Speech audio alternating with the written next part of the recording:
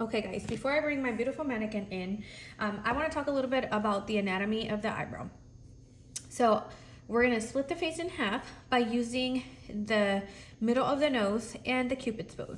So we're going to use this as guidance and the middle of the nose. So we're going to put our line down, split the face into two, and then we're going to draw a line that I like to call the line A. And A stands for the bulb, which is the beginning of the eyebrow, where it should start. B, I like to use it to call the arch. So my line B is where the arch will be found. My letter C is where the tail will land. So bulb equals the beginning of the brow, which I like to call A. Arch is the curved part of the brow, which is the arch, and I like to call B. The tail is the ending of the brow, which I like to call C. So when we're mapping, make sure that you split the face in half, create your 0, then find your A, your B, and your C. A is the beginning of the brow, B is the arch, C is how low that tail will drop, okay?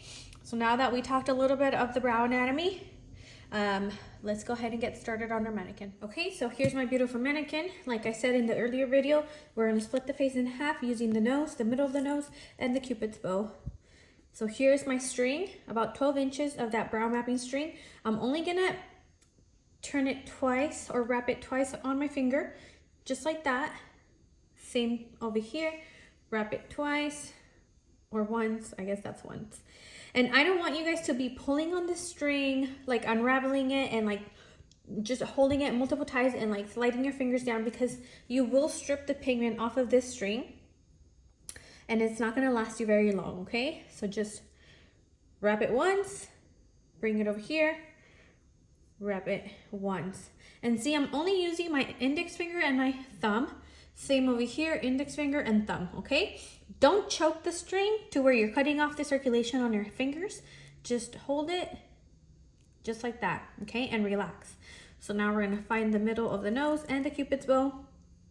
Place the string where we think is the middle, and then place it on the forehead and pull up. Tiny pull, not a lot of pressure, just pull it up. Now, this is where her eyebrow should be, right? Not up here, down here.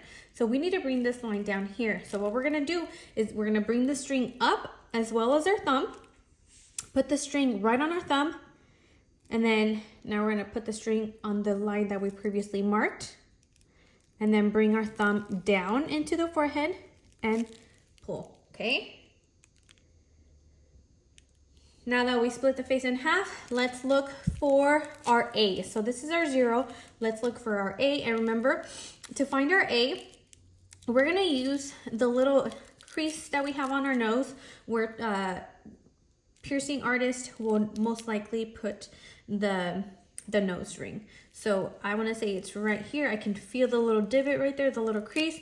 I'm gonna put the string on my index finger and place the string using my index finger, secure it on that little crease, and then make sure that my lines are parallel to each other. So the new line that I'm creating with the previous line, make sure that they are parallel. Perfect. And then I just pulled very lightly, no pressure at all. Like I said before, that line has to come down here because this is where our eyebrows will be.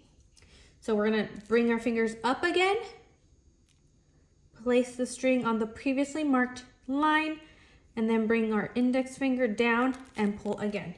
Beautiful, that's all we need.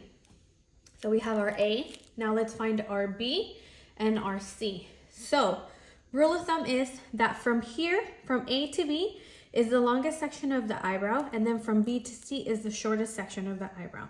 So I'm just gonna eyeball it. If this was a real client, I could look at her eyes and use her eyes as guidance. Or you could feel for her bone structure and feel where that natural curve is at, or use her hairs, her natural brow hair as a guidance. Most likely you'll see where her natural arch is at, and then we'll go from there. But since this client doesn't have any eyebrows, we're just gonna eyeball it and say I want her arch to be right here. This is the length of the front of the brow. Now, like I said, from A to B is the longest part, and from B to C is the shortest. So if we were to measure, let me put some pigment on here. So I'm gonna put it right on that ledge. I'm not doing it on this flat section. I'm doing it right on this ledge.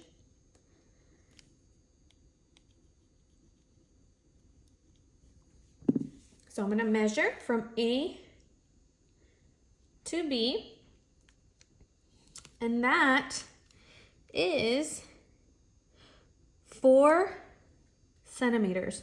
So I know that from B to C, it needs to be shorter, okay? So let's move that in. Let's do it about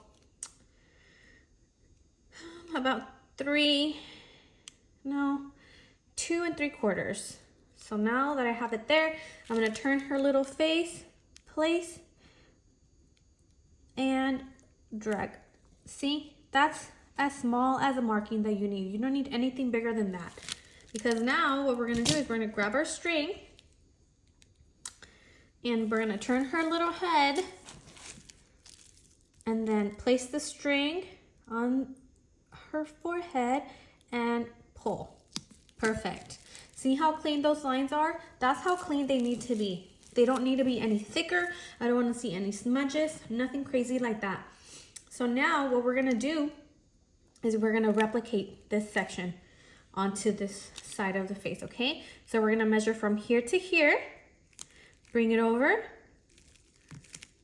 There, tiny marking, we don't need any more than that. Measure from A to B, bring it over, place it on A, drop down. Now we have A, B, and now we're gonna place it on B and C. Now bring it over to the other side, place it on B. There we go, A, B, C.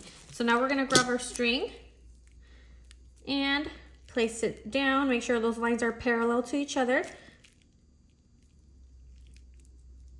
Beautiful, beautiful, and beautiful. Perfect, okay? So this is the first part. Now let's move on to the second part.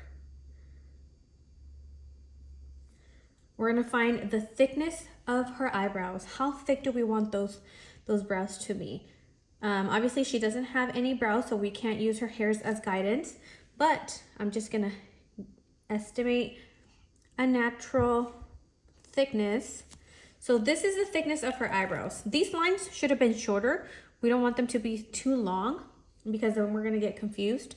So this is my thickness. Now let's find how high do we want those arches to come, okay? So I like to use the same width as this and bring it over to the top. You can do either half of the width or the same width.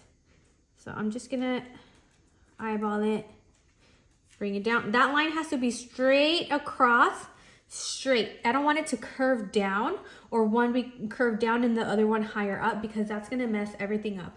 So it has to be straight down, okay? So this part, I do it on my client when the client is sitting up and I'm facing her and we're at eye level. Once I've done this section, I have her lay down and I will sit behind her. So let's act like I have her sitting down and now I am behind her. I'm working from this section and now we're gonna connect our dots, okay? So let's move to part 2 of the brow mapping.